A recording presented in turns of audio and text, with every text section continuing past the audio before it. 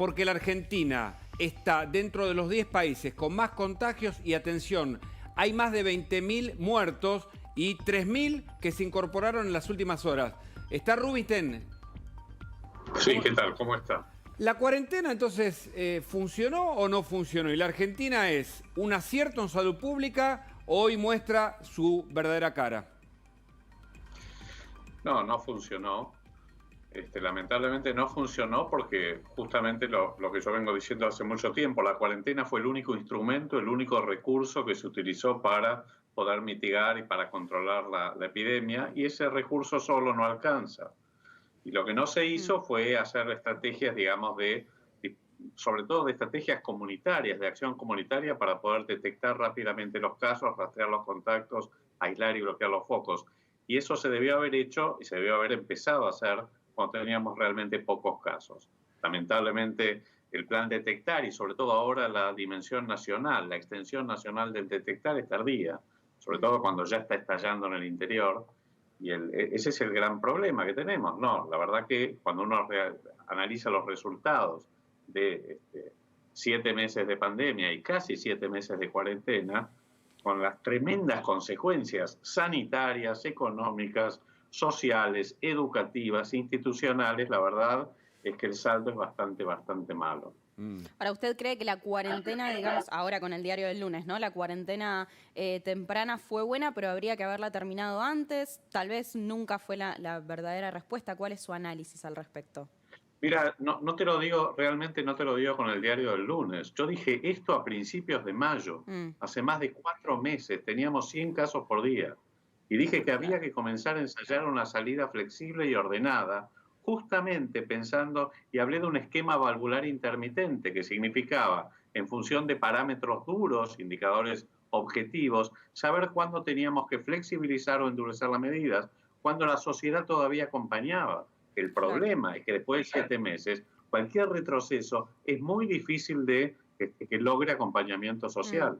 Ahora, Rubinstein, ¿a dónde puede llegar la escalada de estos números que no paran de crecer en cuanto a infectados, muertos? También hay que decir que hay más de 700.000 infectados, hay 600.000 recuperados, pero empezamos a estar en el escenario internacional con datos muy preocupantes. ¿Hasta dónde para? ¿A dónde para esto? La verdad que no sabemos. Yo diría que los escenarios epidemiológicos más probables, lo que están diciendo a través de algunos indicadores, es que probablemente en el área metropolitana de Buenos Aires la cosa ya está estabilizándose. De hecho, en la ciudad de Buenos Aires ya está disminuyendo y probablemente en las próximas 2 semanas veamos una mucho mayor disminución, aunque no va a ser dramática, pero ya sí está bajando. Los indicadores todos apuntan a esto. En los partidos del conurbano esto probablemente ocurra en 2 o 3 semanas más, a pesar de que, digamos, ahí tenemos más problemas en la recolección de los datos, en el subtesteo, digamos que a veces complica saber dónde estamos parados respecto a eso, pero en principio uno esperaría que en 2 o 3 semanas esto también empiece a bajar. Mientras tanto, el epicentro de la epidemia se está corriendo hacia el interior del país, hacia el interior de la provincia de Buenos Aires. Yo me atrevería a decir que es probable que en la segunda quincena de noviembre empecemos a ver en todo el país una reducción de casos para llegar a tener un diciembre un poco más tranquilo, aunque de nuevo hay que estar muy atentos con los rebrotes, con futuras oleadas. Por eso no hay que relajarse, no hay que relajarse. No, y aunque uno espere la vacuna, y yo creo que hay bastantes indicios de que vamos a tener vacuna, o varias vacunas. En realidad esto no va a ocurrir hasta mediados del año que viene, tal vez antes, pero hasta que toda la población, digamos, que de riesgo esté vacunada, va a pasar mucho tiempo y vamos a tener que convivir con el virus probablemente todo el año próximo. Rubinstein, estos últimos días se han conocido muchos casos que no se habían computado por un cambio, valga la redundancia, en el sistema de cómputos. ¿Usted cree que hay más casos de los que en verdad estamos computando al día de hoy? Tal vez por una falta de testeos. No, casos, sí, absolutamente. Yo creo que hay probablemente entre 8 y 10 veces más casos, más infectados que los que están reportados. Y hoy tenemos casi 800.000 infectados. Es muy probable que estemos entre 6 y 8 millones de argentinos que están en este momento infectados. Es muy probable eso. También es cierto que, digamos, existen muchísimos retrasos, sobre todo con los fallecimientos, porque ¿cuál es el problema? Digamos, nosotros no sabemos el número de infectados totales, sabemos solamente el número de casos confirmados por pruebas diagnósticas. Claro. Pero como sabemos que la Argentina ha tenido una estrategia deficiente de testeo, entonces la verdad es que tenemos que asumir los casos infectados a partir de las muertes, a partir de lo que se llama la tasa de letalidad de los infectados, no de los casos reportados, no es la que aparece, es la de los infectados, que es muy, muy bajita, está en 0,3% aparentemente. Ajá. Pero si no tenemos el número real de fallecidos, ese fue el problema de la semana pasada, cuando aparecieron estas 3.500 fallecimientos que no estaban registrados, a los que hay que sumar todos los atrasos, porque nosotros sabemos que se siguen reportando muertes con mucho atraso, particularmente en la provincia de Buenos Aires, pero también en otros distritos del país. Claro. Entonces eso no nos permite saber cuál es el verdadero escenario de infectados en la Argentina. ¿Y cómo dónde se revierte estamos eso? Teniendo en cuenta que, Bueno, ¿cómo se revierte eso teniendo en cuenta que aparentemente no hay suficiente cantidad de test tampoco? No, digamos, el número de muertes se revierte fundamentalmente. No, me digamos, refiero al número de justamente número de contagios que dado a conocer. no tendríamos el número real. Es muy probable que a medida que la población se va contagiando, cada vez mayor proporción se va contagiando, la velocidad de propagación del virus baja. Y esto es lo que está ocurriendo, por ejemplo, en el área metropolitana de Buenos Aires, y también va a pasar en el resto del país. El problema es que hasta hace un mes y medio, el 95% de los casos se concentraban en el AMBA. Claro. Recién a partir de un mes y medio a esta parte, los casos empiezan a verse en el interior, y ahora ya es más de casi 2/3 partes de los casos ocurren en el interior, donde la mayoría de la población no había tenido contacto con el virus. Ese es el punto. Claro, lo que usted dice es que el tener mala la información también impide ejecutar una buena política sanitaria, en definitiva. Totalmente. Ahora, esto pasó en Europa por el colapso del sistema sanitario, pero acá en la provincia de Buenos Aires no colapsó y ni Kreplak ni Goyán, el ministro de Salud, se hicieron cargo, dijeron que era un error de conteo, pero no se hicieron cargo del déficit informativo. No, claro que sí. En los países donde esto ocurrió, que ocurrió en muchos países europeos, ocurrió en Nueva York, fue porque la ola los tapó, los sistemas de salud colapsaron. Esto no ocurrió jamás en nuestro país y no ocurrió en la provincia de Buenos Aires, ni siquiera llegó a puntos de saturación. No hay justificación para lo que ocurrió, ¿Y entonces? más que mucha ineptitud, porque digamos, uno puede entender que al principio de la pandemia, digamos, uno tiene que ajustar los sistemas de recolección de datos, de registro y de reporte, pero a los 7 meses esto es inadmisible. Claro, evidentemente. Ahora, ¿cuál es la opción, ¿no?, más viable? En tu opinión, ¿qué es lo que habría que hacer, ¿no?, a partir de ahora, en este momento específico y al punto que estamos? En este punto lo que hay que hacer, primero, bueno, obviamente todas las normas de comportamiento social, esto es, y de higiene respiratoria, y de uso de barbijo casero y de distanciamiento físico, y de evitar las aglomeraciones, los encuentros casuales en ambientes cerrados, no ventilados, la protección de la población vulnerable, los ancianos, sobre todo los ancianos más frágiles, las personas con enfermedades crónicas tienen que seguir en aislamiento selectivo lo más que se pueda.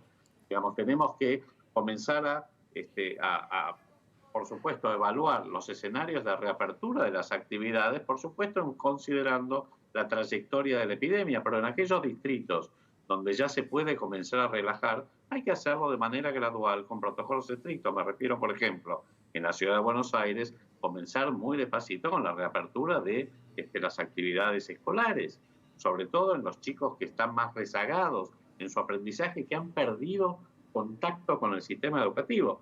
Esto ocurre casi con el 40% de los chicos en el país. Entonces, ahí tenemos que balancear cuál es el riesgo que estamos asumiendo por la epidemia versus el riesgo que estamos asumiendo cuando estamos quitándoles, digamos, un activo tan preciado como la educación a chicos que no van a tener otra oportunidad y que por ahí abandonan la escuela. Justamente eso, quiero saber cómo te parece que van a terminar, ¿no?, los chicos que en este momento no pueden ir a la escuela. Te pido, si nos esperás un momentito nada más, vamos a la pausa y me lo respondes en unos minutos, ¿puede ser?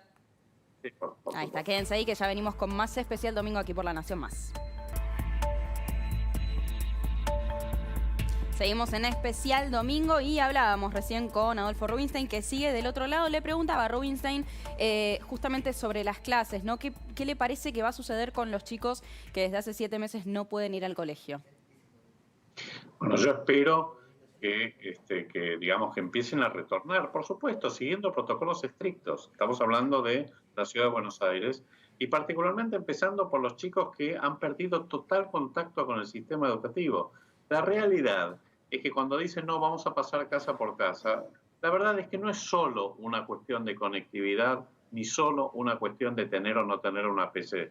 Es también una cuestión de tener acompañamiento, apoyo de los padres, es decir, hay muchísimos más factores que hacen que hay chiquitos que no puedan seguir con, digamos, en contacto o con el sistema, lo cual los pone en una situación enorme de riesgo, más allá de lo que implica la escuela como espacio de socialización, como espacio de afecto y de contención. Entonces, hay que ser muy cuidadoso con esto. No podemos decir, hasta que no venga la vacuna no va a haber clases. Claro. Esto es una irresponsabilidad. Usted además, decía... hay que saber, hay que saber que hay muchísimos, primero que ya hay muchísima evidencia empírica de cómo tienen que hacerse los protocolos de reanudación y de reapertura de las escuelas. Hay muchísimas experiencias en Europa. Hay también experiencias que, digamos, hay experiencias fallidas donde se ha aprendido, digamos, con lo cual hay que seguir, digamos, los ejemplos de los países que lo han hecho bien. Y, por supuesto, probar. Es un balance. Seguramente alguna escuela tendrá un brote, habrá que cerrarla, pero esto no quita que no podamos de alguna manera continuar. No digo en los distritos donde hoy están estallados, no estamos hablando de eso. Pero en aquellos lugares donde la circulación viral ha bajado, sí. No, le preguntaba a propósito de lo que usted señalaba que ocurrió en el gobierno provincial. Habló de ineptitud, es decir, de al menos desidia u omisión en dar la información real. Y lo meto en la política. Entonces, si uno es suspicaz, ¿la cuarentena le sirvió a intereses o a una agenda política de este gobierno para otras cuestiones? No, claro que sí. Digamos, la cuarentena adormeció al Poder Judicial. No hay justicia, digamos, hace 7 meses que está prácticamente suspendido el servicio de justicia. El Congreso funciona virtualmente. El gobierno, el Ejecutivo, gobierna casi por decreto. Hay, por supuesto, que hay un adormecimiento general y ha habido un aprovechamiento político de esta situación, definitivamente. Ahora, es hora de que, digamos, esta situación tiene que, de alguna manera, acabarse. ¿Y porque además, cree? Sí, perdón. No, ¿cuánto cree que se va a extender esto? Justamente porque usted dice en algún momento se tiene que acabar. El presidente dice que no hay más cuarentena, pero hay cuarentena. Es evidente que existe. Entonces, acá hay que ponerse. Por eso creo que esta tiene que ser una decisión realmente, yo diría, más ecuménica, en el sentido de convocar a toda la sociedad y particularmente a la oposición. Digamos, así como la oposición cerradamente apoyó la cuarentena temprana, con la cual yo también estuve totalmente de acuerdo en el momento de que fue muy oportuna. Pero, digamos, hay que también saber cuándo uno tiene que soltar y relajar, porque la gente, en un país como la Argentina, donde tenemos un 40% de economía informal, o teníamos ahora, probablemente sea mucho mayor, tenemos un 60% de la población que no tiene salario, y donde ha habido, como han salido las cifras, una destrucción del empleo privado, sobre todo en estos últimos meses. No hay manera de sostener y de viabilizar la cuarentena tal como está. Entonces hay que sentarse entre todos y ver de qué manera podemos empezar a salir, por supuesto, asumiendo ciertos riesgos, sabiendo que vamos a tener que convivir con el virus, porque al final del día, con todo lo que se ha hecho, no estamos mejor desde el punto de vista sanitario, estamos muy mal. Claro. Ahora, el ministro Ginés, en su momento, o también voces del gobierno, dijeron que la Argentina nunca iba a superar los 10.000 muertos. Y hablamos de los 3.000 que se olvidaron de cargar en la provincia de Buenos Aires. ¿Cuál es el panorama real de cómo la Argentina se manejó frente a la pandemia, exministro? No, digamos, es lo que vengo diciendo.